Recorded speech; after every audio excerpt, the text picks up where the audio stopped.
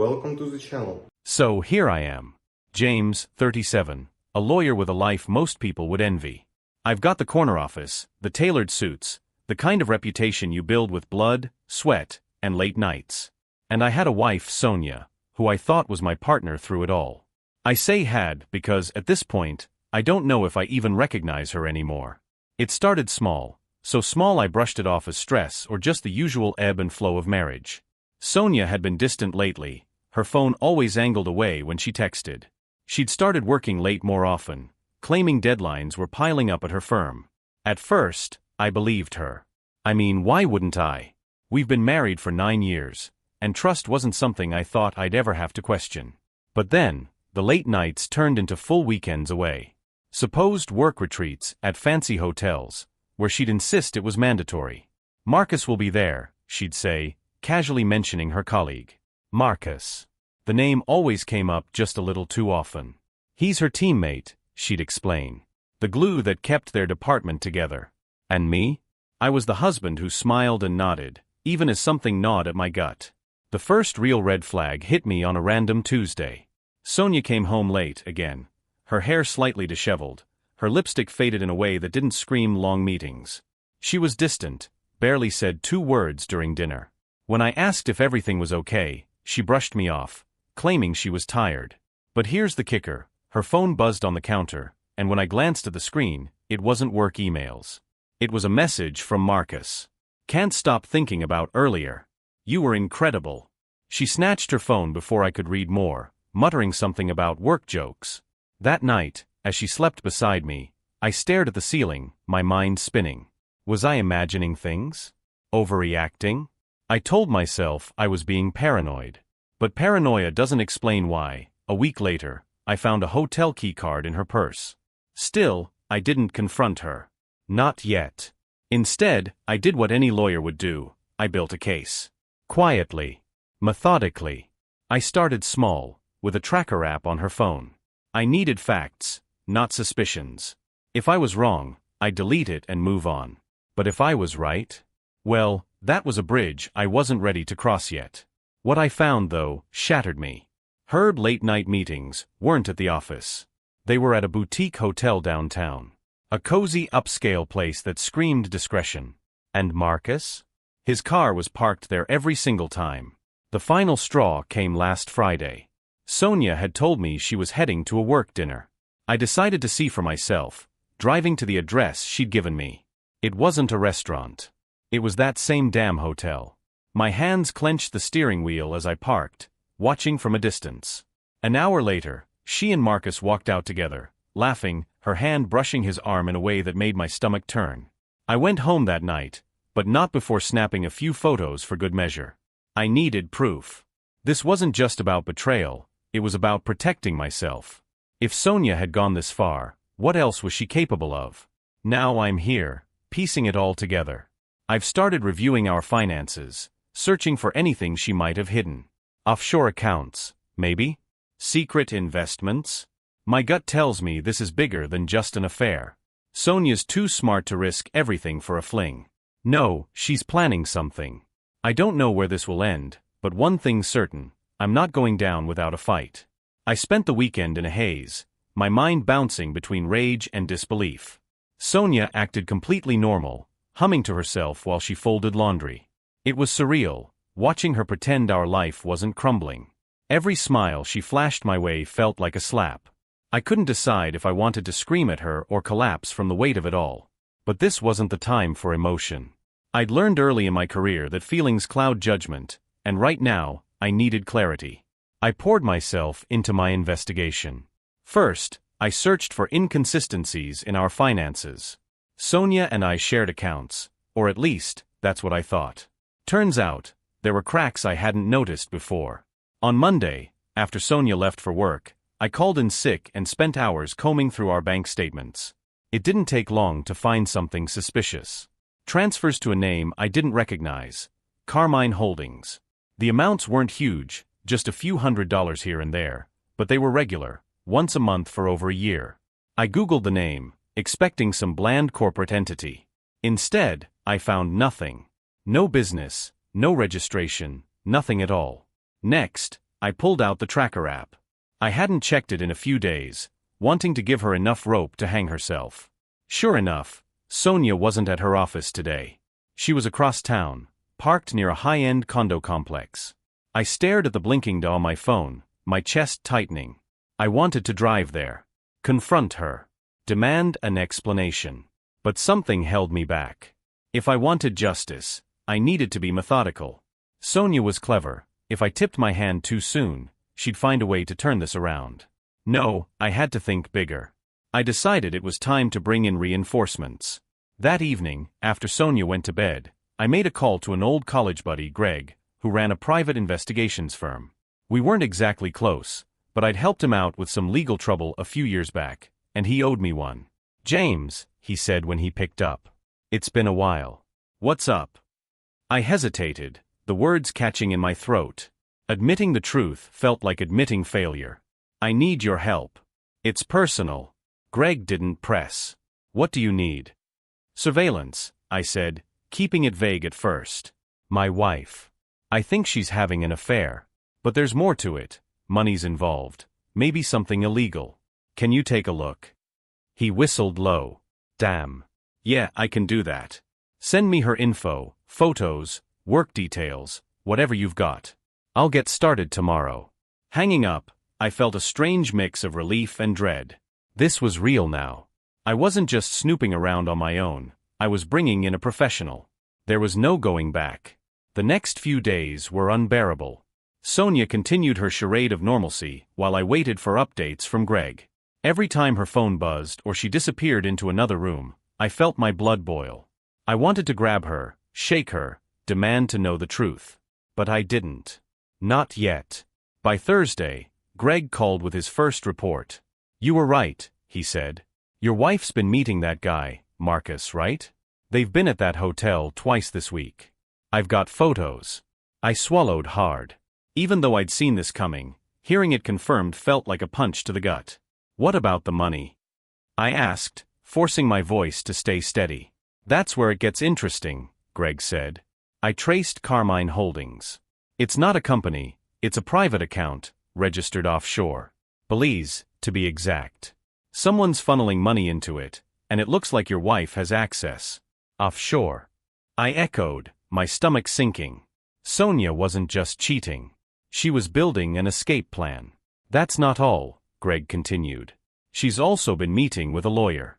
I tailed her yesterday to an office downtown. Family law specialist. My guess? She's setting up for a divorce." The room spun around me. Divorce. Of course.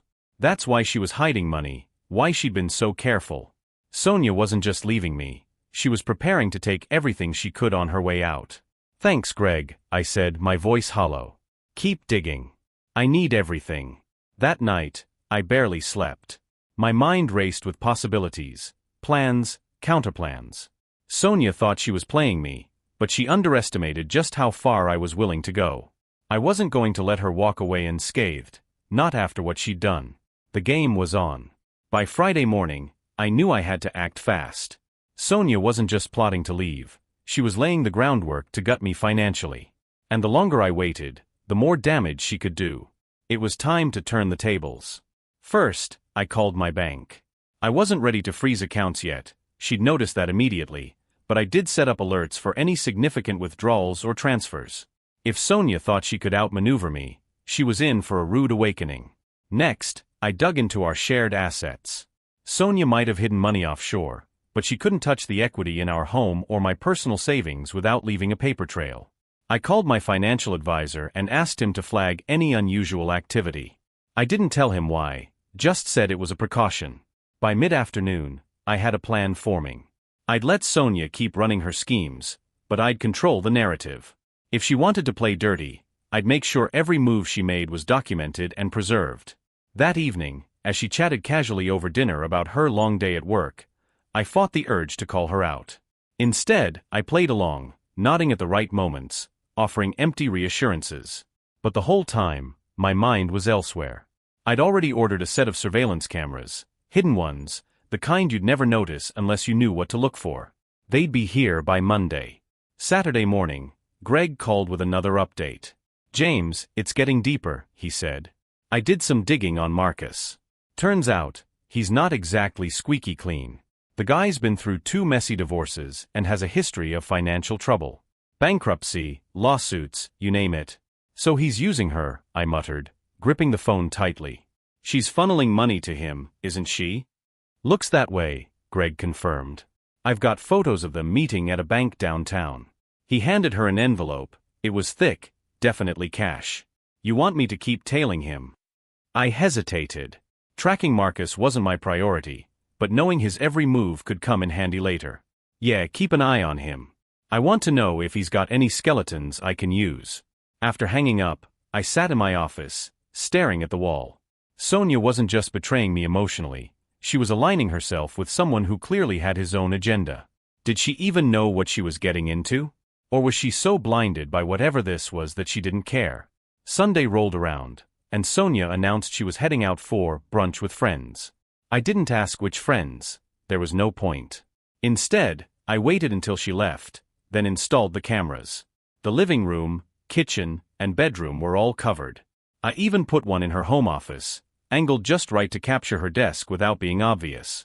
By the time she got back that afternoon, everything was set. I acted normal, asked her about brunch, nodded along to her vague responses. Inside, I was on edge, waiting for the first piece of evidence to roll in. Later that evening, I got it. As Sonia worked in her office, I checked the live feed from the camera. Sure enough, she was on her phone, whispering into it with a tone I'd only ever heard her use with me during our honeymoon phase. Yeah, I'll handle it, she said. Don't worry. James has no idea. By the time he figures it out, it'll be too late. My jaw tightened, but I forced myself to stay calm. I recorded the footage, saving it to a secure drive.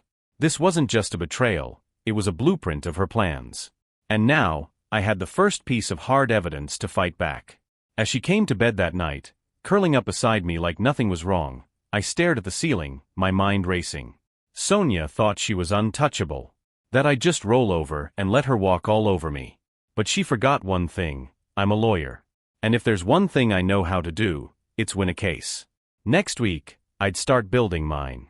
Monday morning came with a sense of purpose.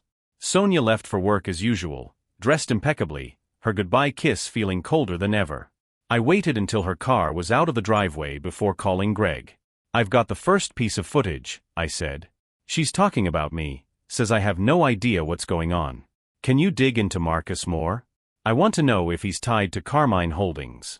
Already on it, Greg replied. I'll let you know what I find. With Greg handling the external investigation, I focused on tightening the net at home. I spent hours combing through our joint accounts again, finding another odd detail. Sonia had booked flights in her name, but not mine. One to the Bahamas a few months back. Another scheduled for next week. A pattern was forming. By the afternoon, Greg had more updates. James, it's worse than I thought. Marcus isn't just broke, he's under investigation for fraud. If Sonia's involved, she could be on the hook for whatever he's doing. The news hit hard. Fraud? Offshore accounts? Sonia wasn't just cheating, she was gambling with our future.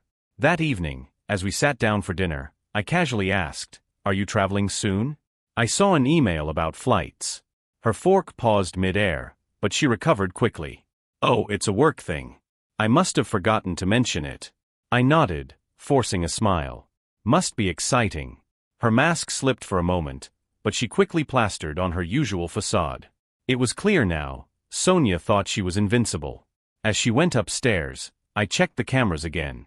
More whispers into her phone, this time about documents and timing.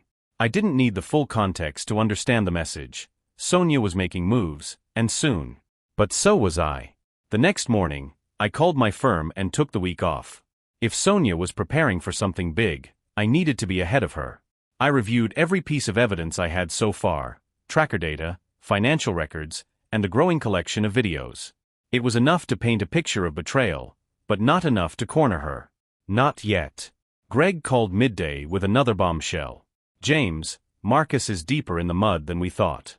He's tied to Carmine Holdings. Looks like that account is part of a shell company. Money's being funneled in and out, and it's not just from Sonia. Not just her. My grip on the phone tightened. Who else? Still digging, but I'd bet Marcus is running some kind of scam. Your wife's just one of the players. Or victims. Hard to tell. I didn't know whether to be angry or relieved. If Sonia was being manipulated, it didn't excuse her actions, but it might mean she wasn't the mastermind. Still, I couldn't risk assuming she was innocent. That night, I decided to test her. As we were winding down, I casually asked, "Have you heard from Marcus lately? You mention him a lot." She froze for a split second before laughing. "Marcus? Oh, you know how it is at work. He's in all the meetings." Her answer was slick, rehearsed. I nodded, pretending to buy it, but inside, my resolve hardened. She was lying straight to my face. Wednesday morning, I woke up to Sonia already gone. She'd left early for another meeting, but her absence gave me the perfect opportunity to dig deeper. I needed answers about those spreadsheets she was working on. Using the keylogger I discreetly installed on her laptop, I accessed her files. There it was, a folder labeled innocuously as work budgets. Inside, spreadsheets detailing offshore transfers, passwords to online accounts, and cryptic notes about allocation percentages. It was all there, evidence of her complicity in Marcus's scheme. And then the kicker, a document labeled settlement plan. My throat tightened as I opened it. It wasn't a draft for her job.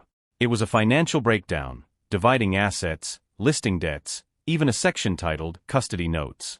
Custody. She was planning to fight for custody of our kids. I slammed the laptop shut, shaking with anger. Sonia wasn't just leaving me, she was trying to take everything. The house. The kids. My peace of mind. But now, I had the upper hand. That evening, she came home cheerful, her voice unusually light. "Long day," she said, kissing my cheek like nothing was wrong. I forced a smile. "You've been working so hard lately. Why don't we take a trip soon? Just us." Her eyes darted away. "Maybe. Let's see how things look at work." The lie was written all over her face. She couldn't even pretend anymore. Later, as she worked upstairs, I checked the cameras again. This time, I caught her on the phone, her voice sharp. "I told you, Marcus, it's under control. James isn't suspicious. I'll get the documents signed soon. Stop worrying." The words hit me like a freight train. She wasn't just planning to leave me, she was setting me up. I hit record again, saving every second. Sonia was about to learn what it felt like to lose control. Thursday morning, the tension in the house was suffocating, though Sonia seemed oblivious. She left for work with her usual bright smile, but I could barely return it.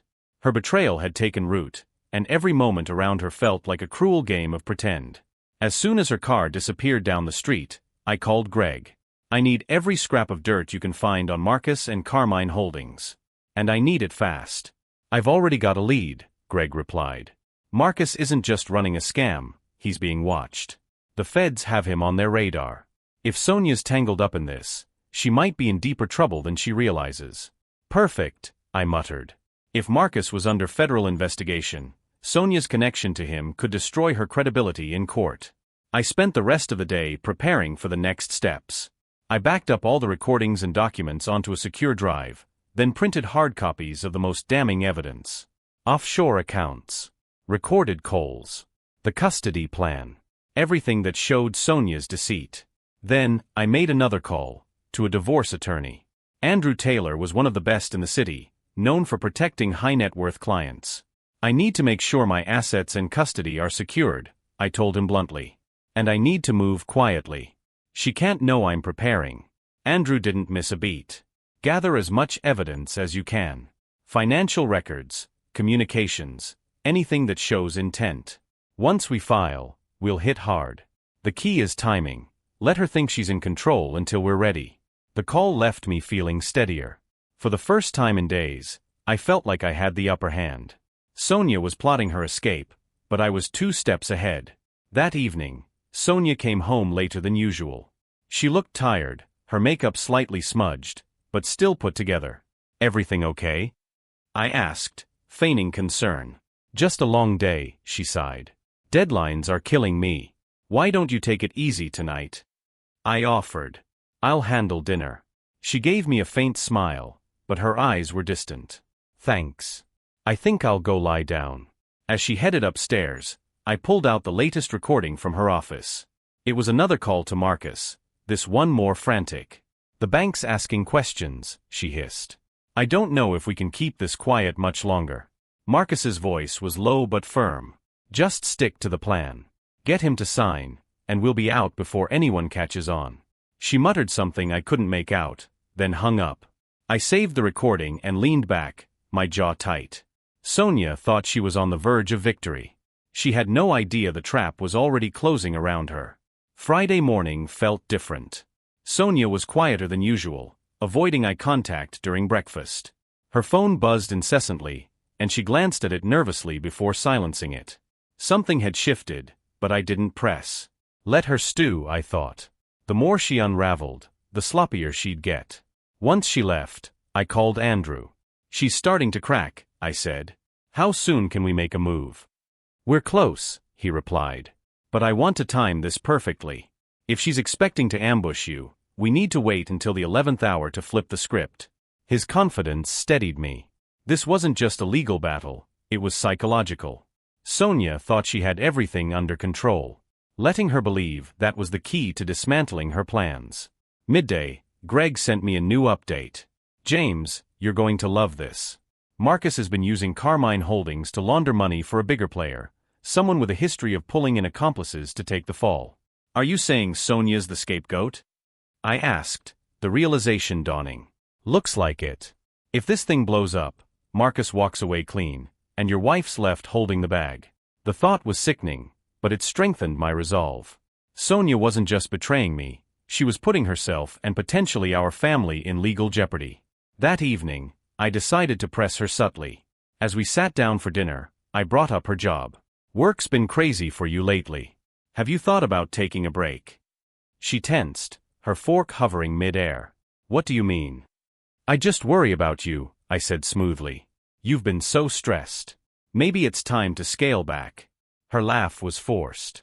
"You know me, James. I thrive under pressure." I nodded, pretending to accept her answer, but her discomfort was clear. She knew I was watching her more closely, and it was making her nervous. Later that night, as she slept, I reviewed the footage from her office again. She'd been on her laptop for hours before bed, her expression tight. This time, I caught something new, an email draft addressed to Marcus. "We need to speed this up. He's starting to ask too many questions." She deleted it without sending, but not before I captured the screen. Proof she was feeling the heat. Good. The more pressure she felt, the sooner she'd slip. And when she did, I'd be ready to catch her. By Saturday morning, Sonia's tension was impossible to miss. She barely touched her breakfast, her phone practically glued to her hand. I asked if she had plans for the day, and her response was vague, a mumble about errands and work. As soon as she left, I got to work. I combed through the latest tracker data, confirming she wasn't going anywhere near the office. Instead, her car was parked at a mid-tier cafe on the other side of town. Curious, I opened the live feed from her office camera, just in case. Her laptop was still open on the desk, the screen revealing yet another spreadsheet. This one was different, details of property valuations, including our home. My stomach churned as I zoomed in. She was gathering information to sell it. Quietly, I copied the file from the cloud sync into my growing archive. Greg called later with more intel. "James, I've traced Marcus's movements this week. He's been meeting with a lawyer, divorce law, just like Sonia's contact. They're coordinating. So, he's not just her affair partner. He's her partner in crime," I said bitterly. "Pretty much," Greg confirmed. "I also found something else. Carmine Holdings is tied to a larger offshore network. If Sonia's name is anywhere on those transactions, she's in serious trouble." "Keep digging," I said. "I need every angle covered." By the afternoon, Sonia returned home, her mood sharp. She barely greeted me before retreating to her office. I waited until the house was quiet and checked the camera feed again. She was typing furiously, her face tight with focus. A ping from her phone caught her attention. I zoomed in as she opened a message from Marcus. "Monday. We finalize everything. Be ready." I saved the footage and leaned back, my jaw tight. Whatever they were planning, it was happening soon. As Sonia came to bed that night, she was quieter than usual. I turned to her, feigning casual curiosity. "Everything okay? You seem distracted." She forced a smile. "Just tired. Long day." I nodded, pretending to let it go. Inside, I was bracing for Monday. Whatever Sonia and Marcus were plotting, I'd be waiting. Sunday passed in a haze of forced normalcy. Sonia spent most of the day in her office, claiming she was catching up on work. I busied myself with errands and small tasks around the house, but my mind was elsewhere, focused on the countdown to Monday. That evening she emerged, wearing the same guarded expression she'd had for days. "I think I'll go to bed early tonight," she said softly. "Everything okay?" I asked, playing the concerned husband. She hesitated, her smile brittle. "Just a lot on my mind." I let her retreat upstairs, giving her the space she clearly wanted. Once she was asleep, I retrieved the latest footage from the cameras. There it was again, another late-night call to Marcus. "You're sure everything's in place?" she whispered. "Relax, Sonia. By tomorrow night, this will all be over," Marcus replied confidently. Her shoulders sagged with relief. "All right. I'll bring the papers first thing in the morning." Papers. My heart raced. They were finalizing something, probably the divorce filing she'd been planning. If she served me first, she'd have the upper hand. But she didn't know I was ahead of her. I texted Andrew immediately, updating him. "She's making her move tomorrow. We need to file first thing." His reply was instant. "Meet me at my office at 8 a.m. sharp. Bring everything you've got." The next morning, I woke early, my stomach in knots. Sonia was already up, bustling around the house with nervous energy. "Big day at work?" I asked, keeping my tone light. "Yeah," she said quickly. "Lots to handle." I kissed her on the cheek as she left, my smile hiding the storm brewing inside me. By 8 a.m., I was sitting in Andrew's office, laying out the evidence, financial documents, tracker data, video recordings.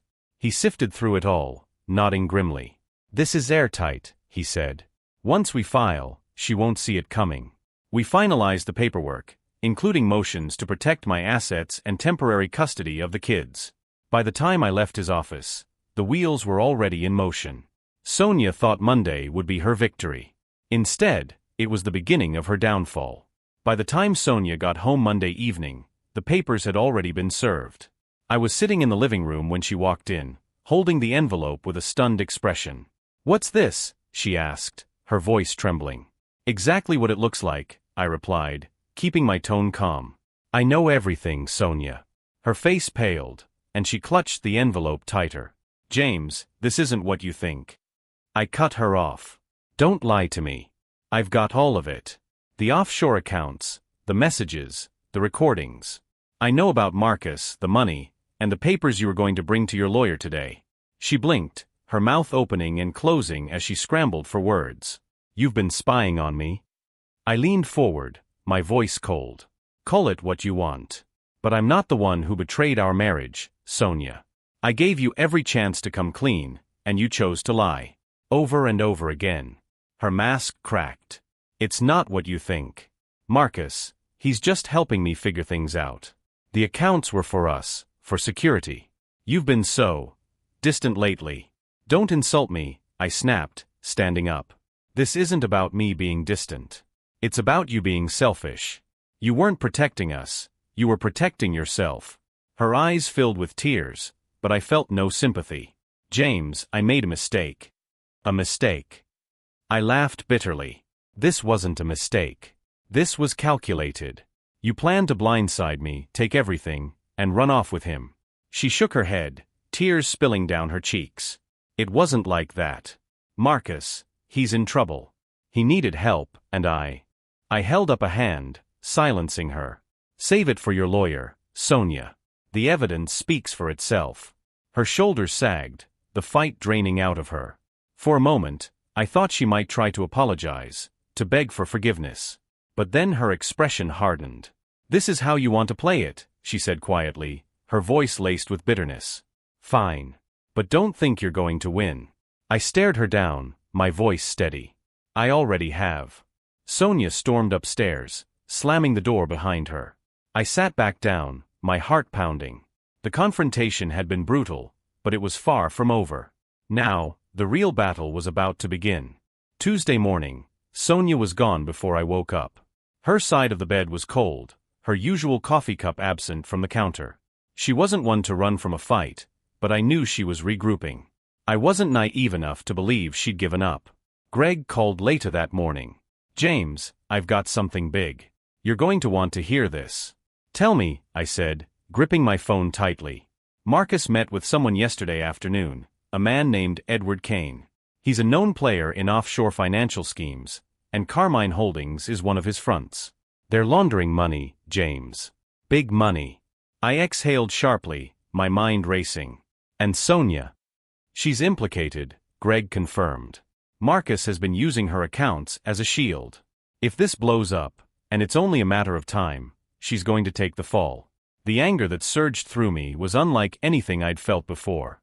Sonia wasn't just cheating and scheming, she was being reckless. Her choices had the potential to drag me and our kids into a legal nightmare. "Get me everything you can on Kane and his connection to Marcus," I told Greg. "I want this airtight." "You got it." The rest of the day, I worked with Andrew to adjust our strategy. With the financial crimes coming to light, our case grew even stronger. We prepared motions to separate Sonia's financial decisions from mine, ensuring her actions wouldn't affect my reputation or assets. That evening, Sonia came home late, her face drawn and pale. She didn't say a word as she entered the house, heading straight to her office. I waited an hour before checking the cameras. She was on a call with Marcus. "This is falling apart," she hissed. "James has the upper hand. He served me first, and now he's digging into the accounts. What do we do?" Marcus's voice was calm, almost dismissive. "Stay the course. He's just bluffing." "He's not bluffing," she shot back. "He knows everything. The papers, the money, he even knows about Kane." There was a long pause before Marcus spoke again. "Then you need to focus on saving yourself. If this goes public, it's every man for himself." Sonia's face crumpled. "You said you'd protect me." "I never promised that," Marcus interrupted coldly. "This was your choice, Sonia. Deal with it." I ended the feed and leaned back, my jaw tight. Marcus had just thrown her under the bus. And Sonia had no idea she'd already lost.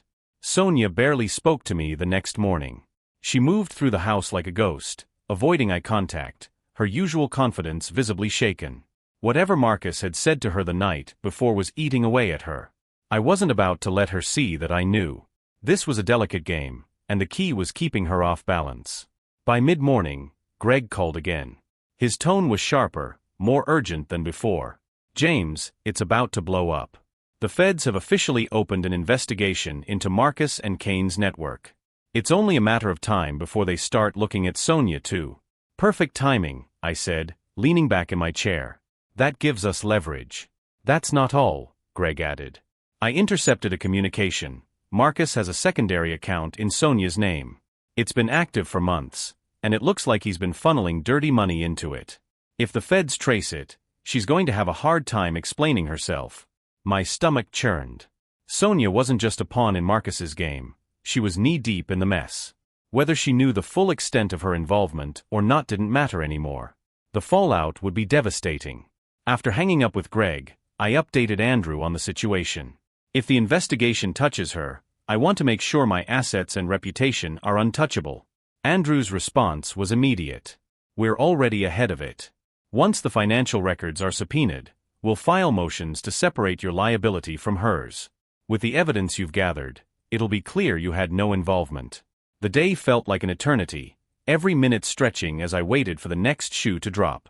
Sonia stayed holed up in her office, her phone glued to her hand. By evening, I couldn't resist checking the cameras again.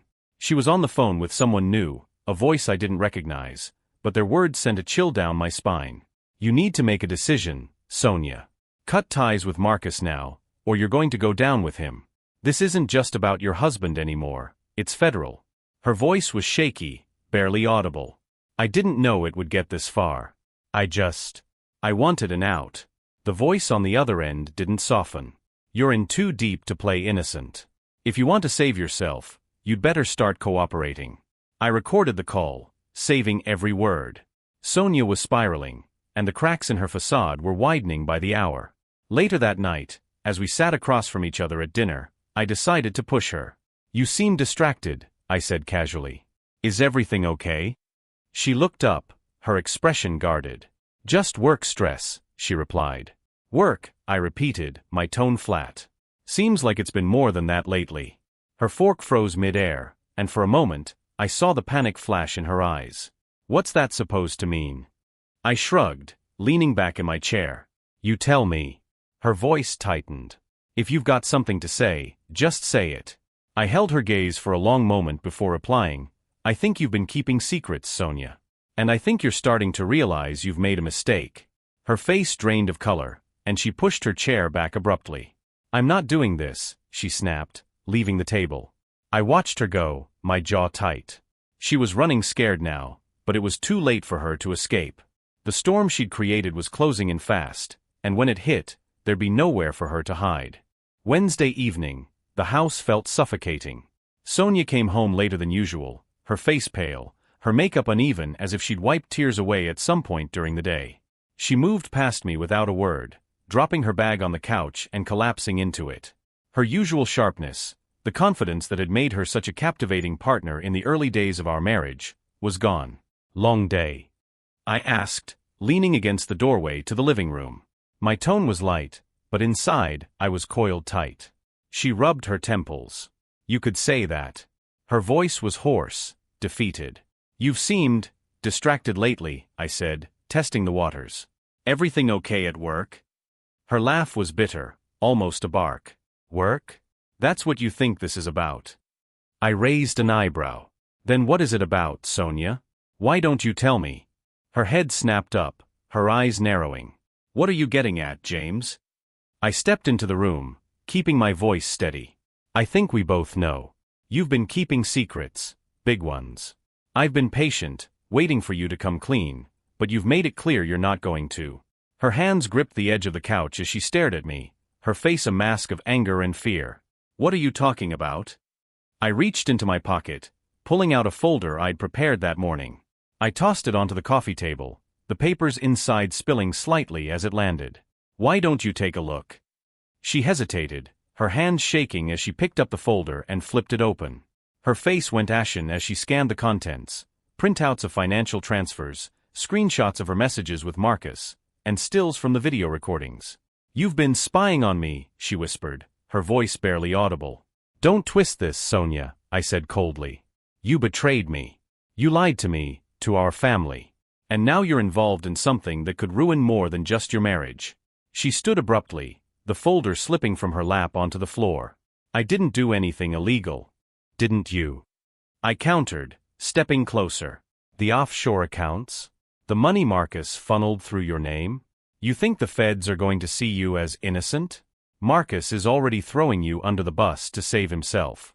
Her jaw dropped, and she staggered back a step. "What do you mean?" "I mean he's been telling anyone who'll listen that you were complicit in all of it," I said, my voice hard. "He's cutting his losses, Sonia, and you're his scapegoat." Tears filled her eyes, but I pressed on. "Did you really think you could hide this? That I wouldn't figure it out? I'm not some clueless husband who ignores the signs. I know everything." She sank back onto the couch, her face buried in her hands. "I didn't know it would go this far," she sobbed.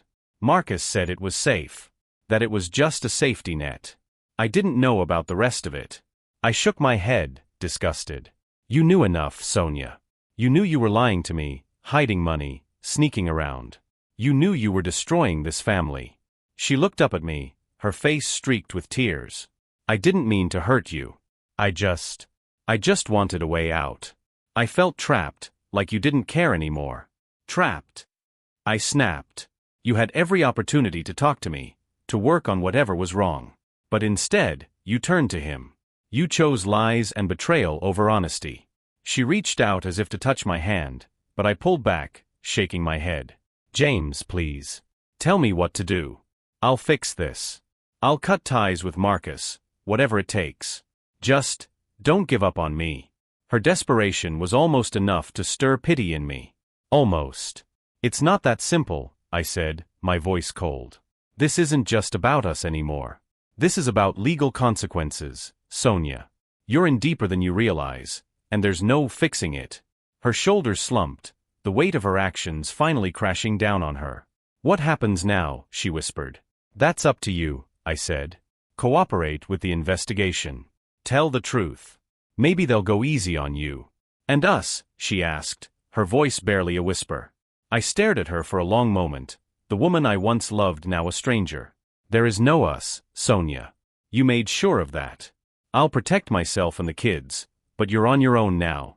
Her sobs filled the room as I turned and walked away, leaving her to face the consequences of her betrayal. The battle was far from over, but the first victory was mine. The next morning, the house was unusually quiet. Sonia hadn't come to bed, and when I came downstairs, she was sitting at the dining table, still in the clothes from the night before. The folder of evidence lay open in front of her, the papers scattered. She looked up as I entered, her voice raw. What are you going to do? I poured a cup of coffee, taking my time before answering. It's already done. The papers are filed. The evidence is in my lawyer's hands. And when this thing with Marcus blows up, I've made sure I'm protected. Her face crumpled as the words sank in. James, it's not what you think. I cut her off sharply. Don't. I've heard enough excuses. You lied to me. You cheated. And now, because of Marcus, you're tangled up in something far bigger. Do you even realize how much damage you've done?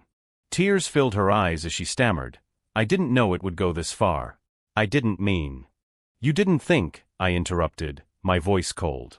And now you're facing the consequences. She sank back into the chair, defeated. What do I do now? That's your choice, I said. The feds will come. You can cooperate or take your chances. But don't think I'm going to clean up your mess. Her sobs echoed as I walked away, heading to work. I couldn't stay in the house anymore. It felt like a cage. By midday, Greg called with the news. Marcus is in custody. The feds are moving fast. Sonia's name is tied to the accounts, but her cooperation might buy her some leniency. That evening, she admitted agents had come to her office. They're giving me a chance to talk, she whispered. They said if I cooperate, it'll help. And what did you tell them? I asked, staring her down. Nothing yet, she said, her voice trembling. Then you'd better start, I replied coldly. The next week was chaos. Sonia worked with the feds, and the fallout destroyed what was left of her reputation. Her connection to Marcus went public, and whispers began spreading. Friends vanished. Neighbors avoided her. By the time the divorce proceedings began, the evidence against her was undeniable. I secured full custody of the kids and protected all my assets. Sonia was left with nothing but the consequences of her choices. The day she moved out, she stood by the door, her suitcase in hand. I never meant for it to end like this, she said, her voice breaking. Neither did I replied. But this is where your choices led us. She nodded, tears streaming as she turned and walked out. When the door closed, the weight lifted. The battle was over, and for the first time in months, I felt free. Sonia's betrayal had nearly destroyed me, but in the end, she'd only destroyed herself. Bye.